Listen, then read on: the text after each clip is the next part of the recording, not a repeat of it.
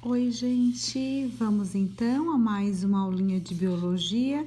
A aula de hoje, gestação humana, que compreende então o estudo do desenvolvimento embrionário, que é marcado então por um extraordinário crescimento de um embrião que vai estar sendo gestado, que vai estar em desenvolvimento, então, e esse desenvolvimento é acompanhado pela formação, multiplicação de todas as células que formarão os tecidos, órgãos e sistemas deste ou destes indivíduos que estarão aqui em desenvolvimento. Bom, esta gestação humana, então, ela compreende 40 semanas, ou seja, 9 meses. E essas transformações, então, elas são usadas como referência para o reconhecimento, então, de períodos. Estes períodos, então, ou etapas, são 3. Então, o primeiro período, período pré-embrionário, que vai da primeira semana, desde o momento da fecundação, até o final da terceira semana de gestação. Depois temos o período embrionário, que compreende da quarta à oitava semana de gestação. E por fim, o último período, também chamado período etapa fetal, que segue a partir da 9ª semana e vai até o final da gestação, ou seja, até o nascimento, certo? Então, vamos lá, analisando o que acontece em cada etapa, a começar pelo período pré-embrionário, da primeira à terceira semana de gestação. Então, tudo começa com a ovulação do ovócito 2 dentro da tuba uterina.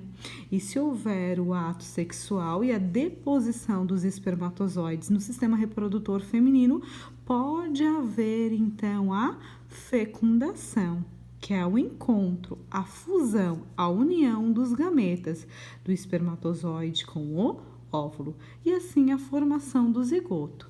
A partir daqui inicia-se então os estágios iniciais do desenvolvimento embrionário. Bom, e é nesse período pré-embrionário que acontece todas essas modificações, que nada mais são do que clivagens do zigoto. Clivagem é a mesma coisa que divisões celulares, então, por divisão celular chamada de mitose, certo? Então, neste período, nós temos os estágios de mórula, blástula, gástrula, é aqui nesse momento, então, que acontece a nidação dessa estrutura, ou seja, a fixação dessa estrutura no endométrio, que é a camada do útero que se preparou para receber esse embrião, então, certo? E esse período, então, vai até a mórula, certo? Bom, o segundo período, ou a segunda etapa, é o período embrionário, que compreende da 4ª à 8ª semana de gestação. É aqui, então, que vai haver muita divisão celular por mitose para proporcionar muito crescimento para o embrião.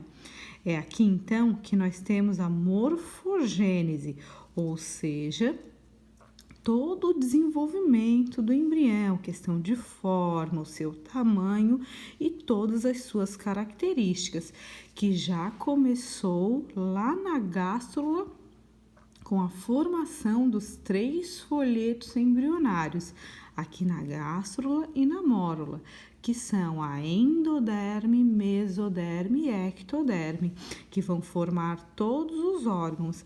E assim, esta formação é acompanhada, então, da diferenciação celular, ou seja, as células, elas se especializam, se diferenciam nos seus respectivos tecidos e órgãos que vão compor o organismo deste embrião. Bom, este período aqui é um período muito crítico, ou seja, é um período suscetível a teratógenos. O que seria isso? Teratógenos, então, é a questão da teratologia. Teratologia é o estudo das más formações congênitas, ou seja, complicações, más formações nesse embrião decorrente a alguns fatores, decorrente a esses fatores teratrógenos.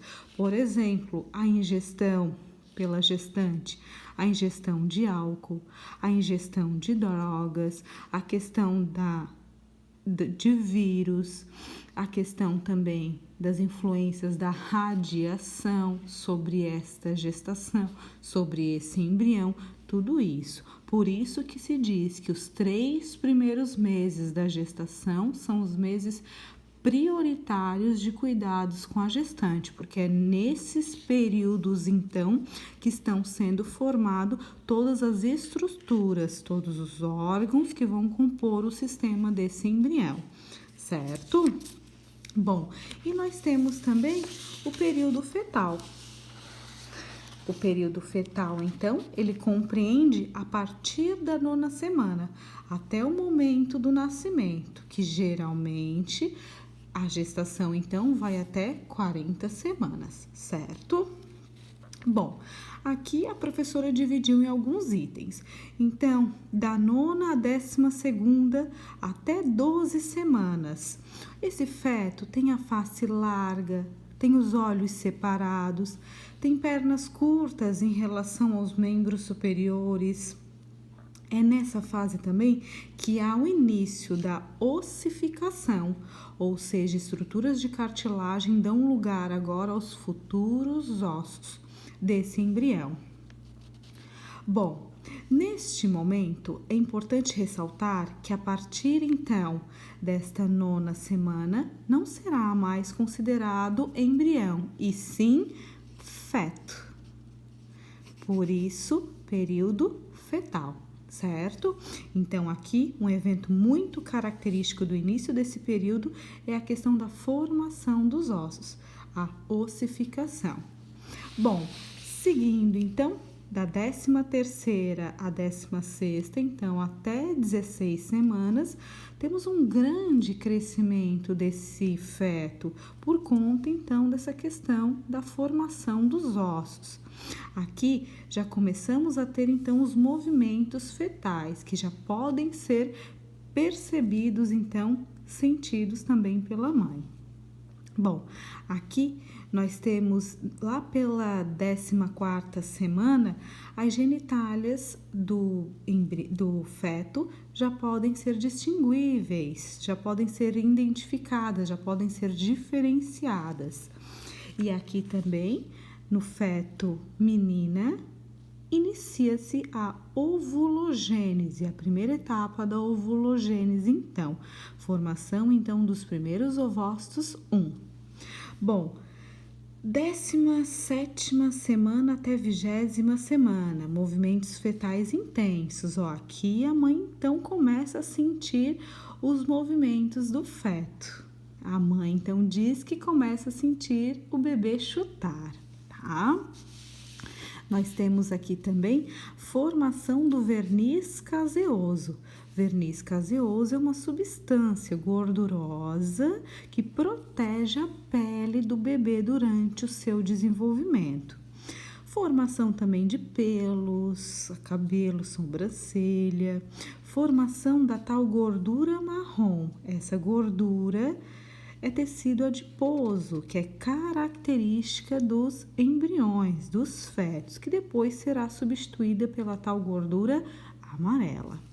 Bom, seguindo, 21 a 25 semanas, o embrião ganha peso, começa a ter movimentos oculares, aparecem as unhas das mãos, por exemplo.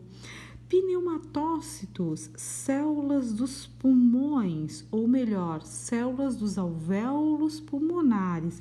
Elas secretam uma substância muito importante chamada surfactante, que vai manter os alvéolos abertos para proporcionar as trocas gasosas. Bom, 26 a 29 semanas, continuamos aí o desenvolvimento pulmonar, maturação do sistema nervoso central também, abertura das pálpebras e aparecimento das unhas dos pés, por exemplo.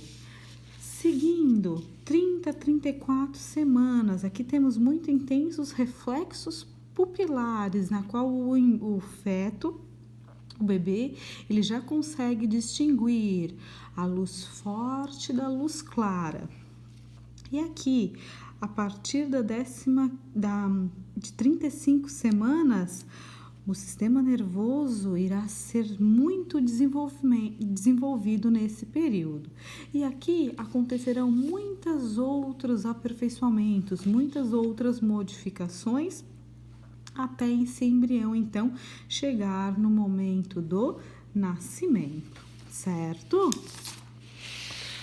E vamos lá, então, para o momento do parto, momento do nascimento. Vamos falar um pouquinho dos tipos de parto.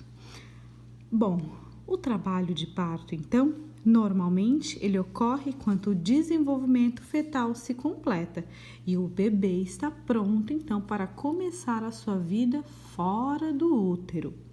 O trabalho de parto, então, se inicia com contrações uterinas, contrações da musculatura do útero que vão empurrar o bebê em direção ao cérvix, é a abertura do útero, então. Certo? Conforme, então, o momento do parto se aproxima, essas contrações aumentam, aumenta-se também, então, a dilatação da questão do canal vaginal. Então, o âmnio também vai se romper e extravasar o líquido amniótico, que vai ser um sinal, então, de que está no momento do parto. Bom, e nós temos, então, alguns tipos.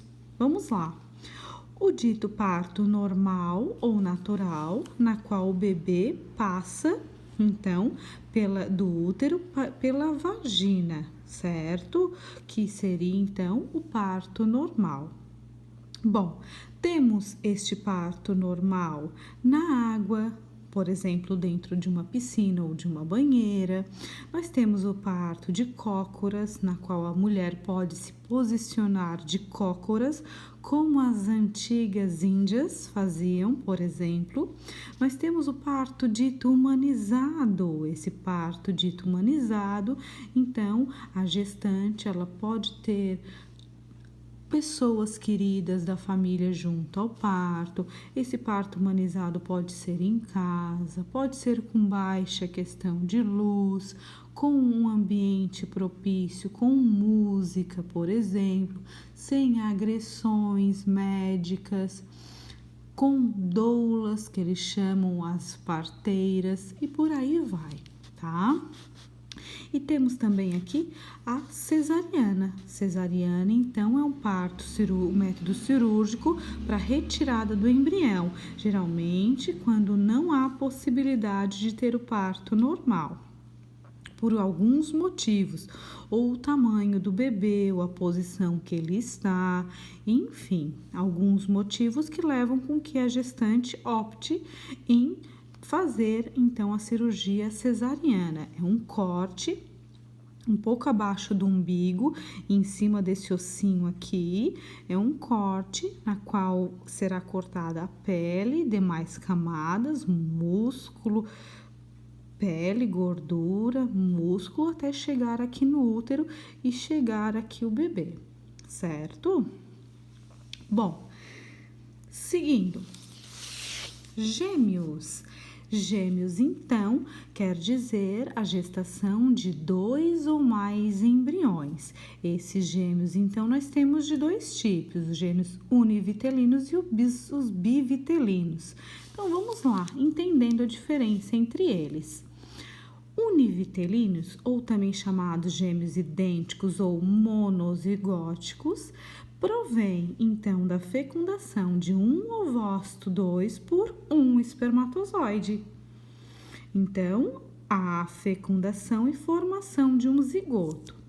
No momento dos estágios iniciais de desenvolvimento embrionário, mais precisamente no estágio de blástula, é formado dentro da estrutura da blástula 2 embrioblastos, que vão dar origem a 2 indivíduos, então. Por eles virem, do mesmo zigoto, eles são considerados, então, gêmeos univitelínicos ou geneticamente iguais, porque eles vieram de um espermatozoide com um óvulo, ou seja, do mesmo genoma. Por conta disso, geralmente eles são então do mesmo sexo, ou 2 meninas ou 2 meninos.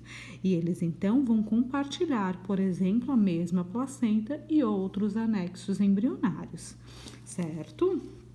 Bom, e o outro vai ser os gêmeos bivitelínicos, ou fraternos ou dizigóticos. Di e bi é 2. Então, esta questão de gêmeos quer dizer que houve, por algum motivo, a ovulação de 2 óvulos, ou melhor, 2 ovócitos 2, na qual cada um foi fecundado por espermatozoides diferentes.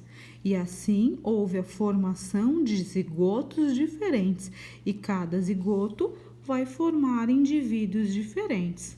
Esses, então, são gêmeos bivitelínicos, que são geneticamente diferentes, porque este zigoto recebeu este genoma desses gametas e esse zigoto recebeu esse genoma destes gametas. Então, eles têm genomas diferentes, são geneticamente diferentes. Eles não compartilham a mesma placenta e outros anexos embrionários, e eles podem, então, ser de sexos diferentes.